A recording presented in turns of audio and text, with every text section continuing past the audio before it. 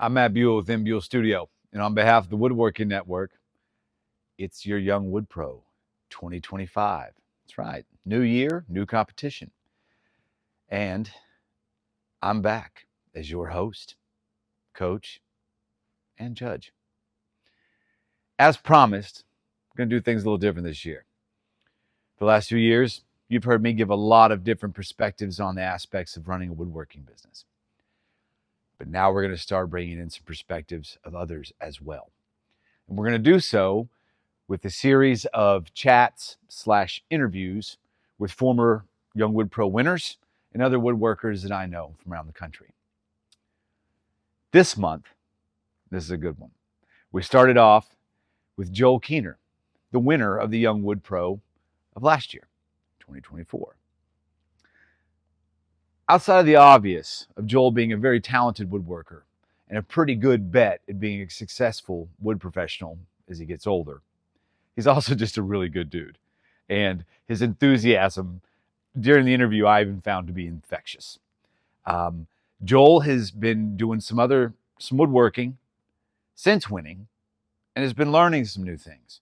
So I'm excited to share with you our conversation and what's going on with Joel and the things he's been learning. By the way, we are also going to talk about little tips about how to successfully enter the contest to give yourself a good chance. Because Joel, obviously being a winner, did that. All right. See you after the interview. All right. So Joel, what's going on, man? What have you been doing? Lately I've just been working for a local architectural millwork place. Cool. Really like it there, actually. They really just let you work, which is really refreshing. They basically give me something and they're like, tell me what the specific specs, and then I work on it, and that's what I love about it. I mean, no one's backseat driving you while you're doing stuff. No, no, not really. No, it's great. You ask questions to make sure everything's going okay, especially if it's something that could be complex. But a lot of times we have shop drawings, and they'll just give it to me, and I can just build it. And if I have questions, I can go in and always ask, which is nice. Oh, so no client relations, No, no it's just fitting. I just can go to a saw, use it. I can pull out Oh a router. I can just do what I want. man, that's pretty sweet. And also, what, you're 24? Are you 25 yet? 24, still, You're yeah. 24 still. So I mean, that's a good spot to kind of just get in there and just kind of get your chops and focus on just kind of honing the skills you already have, because we know you have some skills. For anybody that's just now tuning in, by the way, Joel won the Young Wood Pro last year of 2024. I was happy about it. I was one of the judges. I'm gonna lie, Joel, I voted for you. So since winning, you've graduated from Thaddeus Yeah, School? Thaddeus Yeah. Stevens. Thaddeus Stevens School. So, and you've taken a job doing some mill work. So what kind of stuff are you doing when you're working on the machines? What are you doing? Lately, we've been getting a lot of simple cabinet jobs. So that's pre-CNC, and I'm just assembling them. Okay. But trying to think, another thing that came up was I was doing a bunch of bent laminations with bendable plywood, which was really interesting. And I basically we made the entire frame for that and put that together and then bend that. Another nice thing about this place is that I also did. Sometimes it's easier for when they do the molding around an archway. Is they just get PVC and they're heated up, so they're sent through the molder, then heated up in a blanket and bend. And I did that, which I loved. That was That's pretty interesting. cool. Like PVC sheeting, or are you talking about like? It's a block of just PV of like a inch and a half by inch and a half block of PVC. Oh, It's okay. just then sent through the molder, put a profile on it, And then and he, then we have a radius, and then basically I just put in a heating blanket, get to the proper temperature, so it's like a noodle, and then yeah, just hold it there until it hardens up again. that's awesome. Yeah, and it's great because then they just tack to the wall, and it still lets them. It bends a little bit, so But see, to me, like, that's some of the stuff with woodworking people don't think about. Is it's okay to fall in love with other substrates, because somehow, some way down the road, that's useful. oh That's yeah, I know what temperature to heat PVC now at, and all the things you yep. can do with it. And it's like you can do because if I did that with real wood, it'd look really good. But it's like if it's getting painted and it's like that the Yep. amount of time saved and energy, and it's more interesting anyhow. Yep. And that's a business lesson right there. That's a great one. I don't know how many of the tutorials that I've done over the last couple of years you've watched, or even if you haven't, no judgment. Uh, but I mention that a lot. It's like, hey guys, we love woodworking and our passion's a big thing, but sometimes we got to put our business thinking cap on, because the idea is we got to turn a profit. So you got to kind of find out where your lines are and learning. It's like, look, let's get this out the door. Let's get this out the door and get paid. Oh yeah. So, I mean, that way I can get it to me, that frees me up for working on the project where my passion can be a little Yeah, more. wherever you can save time is great, because then I have whatever time saved I can do on something else, and Yep. it's like, yeah. No, I mean, that's where I've been at. I finished a job recently. I'm like, and granted, it was all like homemade veneers and book matching spalting parts and then sculpted doors. So there wasn't a lot of stuff where it was like just get out the door. But I was boogieing through it because I've got some other stuff I want to get to. And if I can get that, I got out a little early, which bought me a week before I have to start my next job, so I can work on a project that I've been putting off for 13 months. Oh, that's nice. I mean, but that's just how I roll. It's like, let's get this thing out. Let's get it done. Well, Oh that's yeah. cool. Well, I'm glad to me, like that's a cool thing at your age to kind of jump in and let someone else have a lot of the stress of running a business and just get in there and get your hands busy and take all these skills you've already acquired and use them. And Oh just yeah, that's what I love about it. I can just I love it whenever I'm about to do something, like I know exactly what I need to do because of school, and it's like it's just I can just hop right into and just start getting dirty and just getting into it. I'm jealous you got to get trained. I didn't have any. It was brutal. Mine was just pain. Oh Like, no, yeah. like how many Well, times am I gonna I fail? admire people who like you, who put the work in, to like they gotta do it themselves, and it's like Yeah, they gotta figure it out themselves. It's like you learn yeah. the hard way. And I everybody's went, got their path. You know what I mean? It's cool. yeah. But I love that I'm willing to bet because you've been doing the millwork job for what? How long now? I think it's been about 8, 7 months. Okay. Yeah. So you're probably learning a lot of stuff that's not as woodworking related. Little stuff like, hey man, if it's just getting painted, let's get it out of here. So the Oh more yeah. lessons, which I think is I awesome. it, it is funny, but it is the idea that it's like if it's painted, it's getting primed and painted. There's all these ways that you can fix it and make it look good. And it's like, because I remember there was a mistake that happened. The guy asked, "Is it get in my shop?" And was like, "Is that getting painted?" He's like, "Yes." And it's like, "Whoa, okay." And it's like you can just fix it up, no problem, because as long as you do it well, and Yep. But I'd be willing to bet you can learn from someone else's pains. Like if you have a shop foreman or an owner that's around, you're seeing what they're dealing with and what they put up with to a degree. And oh yeah, I've seen it. you can Yeah. learn from it without having to carry it. And that's great. I've known a lot of young guys at your age that start up and they go into business, and some of those pains you just can't foresee it, and it creates a lot of stress. Yeah, oh no, I bet. Yeah. I've been doing this 15 years, man. It's stressful. And the work part's awesome when I get to that part. But cool. I've got some other questions. Hold on, let's see. Oh, the table saw you got. How's it going? I haven't. I opened the box. Right now, I still need to clean up a garage to get set up. Okay. Um, but it looks great. I like it. They actually something happened, so they forgot to send it out, and so I contacted them. Good. But the perk of that was then I got a crawler for it, so now I can move it around. So it's still in the box, and I assembled the All right. crawler. So it's just so I can move the box with the crawler, and once I clean up, I can decide where Yeah. I want it. It's not going anywhere. It's yours. Yeah, it's not going anywhere. It's like once I find, and if I really need it, it's the 120 volt. I could set it up in Yeah. 3 days and then just plug it in somewhere and use it. So that's nice. Yeah. My first saw when I started out, I mean, I actually didn't have a functioning table saw. It was some local box store one. It was terrible. The fence didn't line up, nothing. So I routed everything. I used like cast Oh iron yeah. rails as straight guides. Like I just routed. But I finally got a table saw. My first one was a hybrid Grizzly. Okay. I ran the dog out of that thing, man, until I just needed more horsepower because I was going through a Yeah, hard. that's what I've heard. It's just about the horsepower. Yeah. And when I knew I was going to become a dad, it was about the same time. I was like, saw stop. Oh Like, yeah, that whole like I'm gonna be a dad thing, like I gotta change everything and be better. The panic set in. So it was good panic though. I got a saw stop. yeah, But I'm glad you got the saw. That's I mean to me, get a table saw, a good joiner, and a planer is the yeah. That's what I'm just. Yeah, I don't trying got all this. things. I don't got the space right now, but I'm like, as soon as I get the space, it's like all I gotta do is get a joint on a planer, and I can start going crazy. Yeah.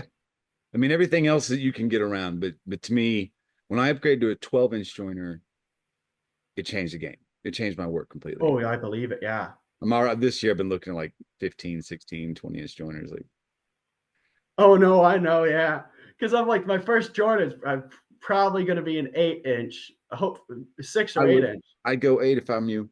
Yeah, yeah, but it's Longer like, better. oh, the things you can do with the 16. Oh, I know, because you can do more cabinetry, bookshelves. I mean, it's limitless.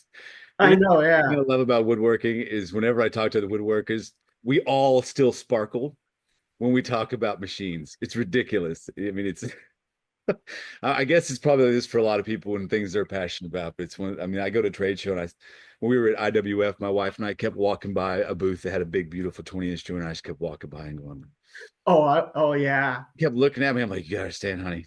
That thing's looking at me. It's looking at me. Keep staring at me. I'm going. Cool. Well, I'm glad you're doing that. The saw, I hope you get to unbox it soon, but there is something to be said about waiting for the right time. yeah. I don't want to assemble it, plug it in, and have to huck it like who knows how far. Yeah. Yeah. And getting you set up right the first time is worth it. Oh yeah. It's worth it, especially in the big stuff. All right. So what was it like? Let's talk about you said that the trade show that you when you went to the award that was overwhelming. What was it? Tell me about it. Well, I can start from the beginning. So originally, I applied for the contest, and I thought, oh, this is neat. I know what I'll enter. I'll enter my project, and it's like best case scenario, I'll get $500 or something like that. And then I get the email, and I was like, is this for real? And it was the fact that it's like, oh, that's nice. And then I kept reading. It was like, oh, I'm going to Illinois, and it was a whirlwind because it shocked me. And then the trade show was even more that because there were just so many people just all interested in it. It's cool. Yeah, it was.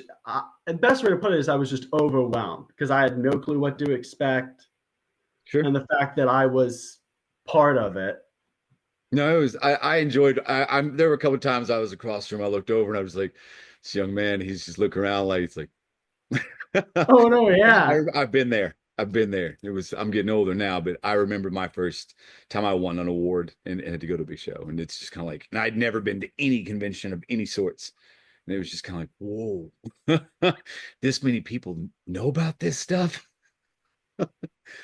But I enjoyed it. It was good to see you there and get to meet you in person. So I'm curious, since then, like have you had any learning experiences or new perspectives on like woodworking or from a business stance or just from a building stance or any ideas?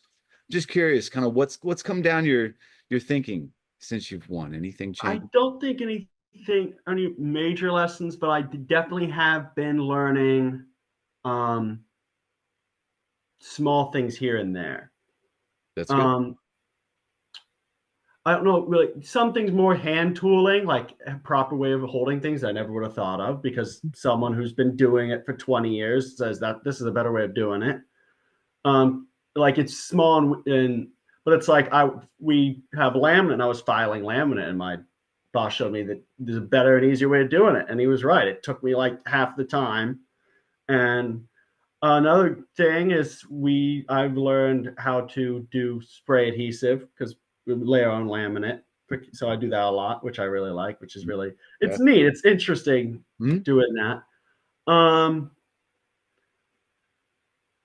don't think that I can't think of anything major big, but as you mentioned earlier about a business side, yeah, I have seen there's small things in a business side when you've got to please a client. It's like it's the small stuff you don't think about. Like, did the filler go out? It's like, no, it didn't. And it's like that job's 3 hours away. And it's like, that's a big deal. It's like, you think it's not, because it's like, well, it's just the filler. It's like those cabinets, if you've ever been on a job site, people installing, if they know what they're doing, those cabinets are installed usually within 8 hours, and then, or it's less. Mhm. And so if they don't have the filler, it's like 8 hours. I mean, 3 hours back and forth to just drop off a few pieces of wood is a ridiculous business expense. It And it's is. like, It's and that's wildly that's a inefficient. small mess up.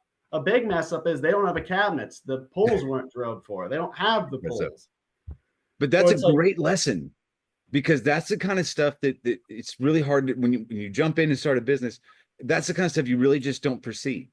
And I'm glad you're getting to kind of experience that on someone else's dime, because oh as an yeah, owner, like, I mean, because something as simple as that sinks your day. oh I yeah. When mean, my foreman found out, he shouted in profanities because he was like, it's like, dang it, like it's a yeah, big deal. yeah. I mean, I always say woodworking is like being in a Christopher Nolan film. The antagonist, the villain's not the villain; it's time. And like that's how he uses time. It's I'm always fighting time. Like I think I just did a video about that recently where I talk about my cut list on a daily basis or my to-do list is usually prioritized by time. Like I Oh yeah. start with all the stuff that requires sitting, drying. Like I start there because the stuff that doesn't require it, I can work on that while the other stuff is letting time work. Oh yeah, I do. Yeah, that's what I learned that at Thaddeus, but it becomes more when you're in an actual, when you're on someone paying you to do a job. And it's the idea. It's like I get stuff, and it's like those that's simple and easy, but it needs glued up. It's like it should sit for at least an hour before I even before. So it's like I'll quickly try and get that done, and then sit at the side where it's glued up, and then I can clean up like stuff that needs cleaned up, which is like I don't know how long that's going to take, but I know that's going to at least need an hour per. So Right? Like I got plenty of stuff I can do during that hour, but that's gotta happen now. yeah, Yeah. yeah. Wait till you get into finish word. Oh yeah, I know. Yeah, we had like I remember uh at Thaddeus because we were finishing it and our projects, and it's like we were coming up on a deadline. It's like, and I'm rushing. I'm coming in early. I'm rushing because it's like it doesn't matter if the project's done. It's got to be finished to be done. And Yeah, so it's not it's like, and complete it's till got it's to complete. dry, and then I got to sand it, and it's like, so I got to get in here and get a coat on it immediately. Mhm. Yeah, and people disrespect their own work by slacking off and finish. It kills me. It it it, Oh yeah, they yeah. rush the finish. It's like no, like have respect for yourself. You work these hours, take it all the way the right way. But finish work's a whole different trade, in my opinion. I mean, I really Um, learned more myself.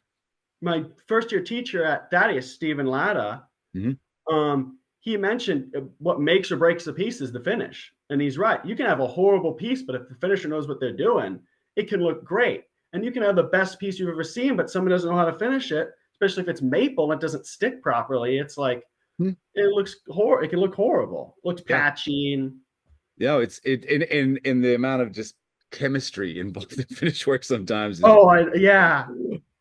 it's how we learn. I mean, time in the chair, but also I'm glad that you're being open and listening to some of the sounds like tradesmen that you're working with that have a lot of experience. It can just kind of like something like you're talking about cutting those veneers, right? Like it's like, well, this try this way, and you're like, oh, okay. I mean, Yeah. that's gold. Why not? If it works better and it's faster, don't just disregard someone's opinion just because you think you know what you're doing. That's right. Someone once told me, a wise man once told me, if you're arguing with somebody, you're wrong. You just lack Yeah. perspective. And I went, cool. Well, I want to help the people this year who will be tuning in. So your entry, the piece was really good. It was right up my alley too, personally. I'm not gonna lie, I'm a little biased. That isn't a style I really one of my favorites.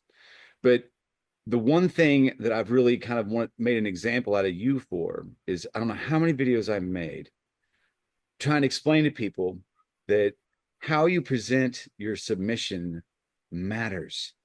And it's not just because us judges want to see that you cared enough to take nice pictures. It's Youngwood Pro.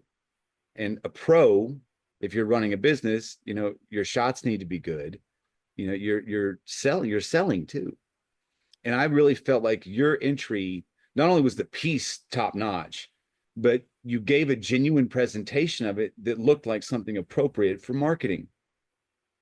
And to me, I remember sitting in that room with the other judge, or well, Zoom room, and just being like, look, this is another huge piece of the pie we talk about. It's being really good and be able to build something matters, obviously. But if you're really good at building something, but you can't do any of the other aspects of running a business, you know, Yeah. hope you hire well, and so, or can. Um, so I wanted to hear from you, like, what was your thinking when you were getting your shots and doing all the stuff for your entry? Because it was top notch.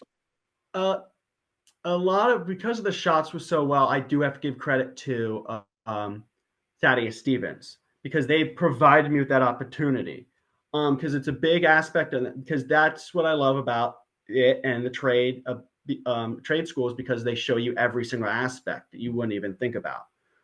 Um, my teacher, second year teacher, I can't believe I'm blanking on his name. We always just called him Mr. P. Um, he made it very apparent that you even if you got to make a piece look as good as it is or better with the photography, and you can do that. You can make a bad piece look good if the lighting's right and everything. So it was standard that our senior projects, because that's what that was for me, we took pictures of them. But he helped us do a better backcloth lighting and everything. But what I really liked, which I took for taking the pictures, was I made sure that there was stuff in it because I wanted to show its functionality because it's not just it doesn't just looks good, but it's like the whole point of it was that it was a bar record player. And I designed it for a very specific purpose. So I'm not just going to show an empty cabinet. You have no clue. So filling it up and then I sent those photos specifically because I want to make sure the angles look good because it's like it better to show it off all functional at the same time, like Yes. with a record player and everything. Well, and from a sales perspective, if this is a business and you're pitching this piece out to the public, you're helping them out. They're not doing a Yeah. lot of guesswork on like, well, what is this piece for? Right? It's here it is. And one of the things I noticed was you used really nice hardware and you made sure that it was that we could tell, Oh because yeah. it really matters. Because I was originally thinking about putting handles on it. But then the veneer front, I was like, handles would just handles like that, which like I wanted to do brass, like that light gold, because that's what the hinges were. But I was like, it's just gonna take away from it, and it's just gonna. And I like the flushness of the front. So what can I do? And it was like touch latches, and I'll just so I CNC'd a thin piece of brass, and that's what's in the corner for the touch latches Yeah. because like it's small, it's sleek, and it just blends everything together. One of the knife hinges. I mean, those are not easy. And Oh that's no, good I stuff. made a lot of jigs and a lot of tests before I even put the router to the cabinet. Yeah. Yeah. That's a measure four times route once. Yeah, it really is. But to me, that was just you were such a really good example of what a good submission looks like. And I hope people understand that it matters because as a pro, you have to be able to, I wish we almost did like a client interview too, like a fake client, like call in interview, like, hey, I'm looking for this piece and see how they handle it because it can be hard. But I felt like you showed not only the work was good, but that you were a pretty good bet on the future because you already had a certain set of skills that I saw that told me when you decide to branch out on your own, you have some of those intangibles already in place or tangibles really that you might have learned at school that give you a leg up and helping you be successful. Yeah. Because My main thought is because this is my thought going into school and is I got to do every aspect well and pay attention to every aspect. Dottie Stevens taught me what the aspects were, but it's like you can't just because I'm good at woodworking doesn't mean I can ignore the other parts. That's what it's like. I think is because I pay attention to how I need to pay attention to the schooling, and then pay attention to the woodwork, and then pay attention to the finishing, the end result. Every part of it you gotta put you all into. I think. yeah. And if you want to be successful from a business perspective, you don't have a choice. Oh no, yeah. Either put everything you got into it or get some help in there. Stress over everything, or just let it go and don't make anywhere. I mean, there were years where I just always called a photographer. I'm like, I don't have time for this.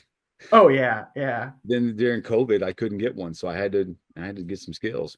I had to do some work. Okay, what I mean, it really does come down to how bad you want it. yeah, How do you yeah. That's yeah. How bad do you want to make it yours and make it look good? yeah, how bad do you want to succeed? Yeah. That's it. Well, final question, because Zoom's telling me we're running out of time, but also I don't want to take up too much of your day. Um, what are you gonna build next?